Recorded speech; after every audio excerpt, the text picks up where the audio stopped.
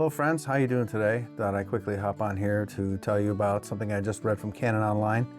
They have quietly released a firmware update for an older lens from 2018.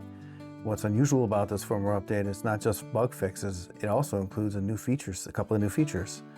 I'm talking about the 24 to 105 f4 L USM lens, which is in a lot of people's kit. It is a workhorse lens, good all-rounder. So I thought today we would try and update the firmware step by step. I'll show you how to do it.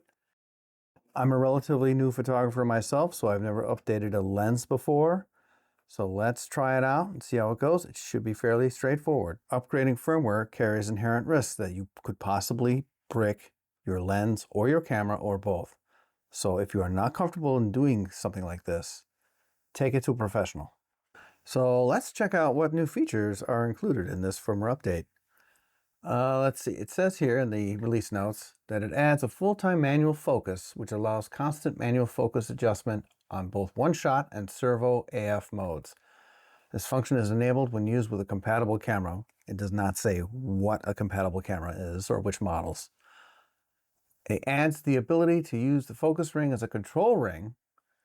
For example, by assigning the control ring the ability to change the aperture, you can adjust the aperture without click sounds being recorded by the microphone. Also, it says with enabled compatible cameras. No specific models listed. And the usual performs system stability. So, not bad for a lens that hasn't been updated since 2020, 6 years later. Who knew? It's good for video people, actually. Some of these features. Now that we've read all that, let's go on to the upgrade process. First, attach the lens to your camera body. Next, you want to insert a fresh SD card to format it. Now take your freshly formatted card, put it in your computer. Go to the Canon website, click on the support tab, and then the firmware button. I'll put a link in the description below. Pick the platform of your choice, click I agree, and download. In my case, I'm a Windows guy, so I picked Windows. You're going to extract the downloaded zip file, then copy the 001.207.afu file directly onto the root of your SD card that you have inserted previously. Reinsert the SD card into your camera.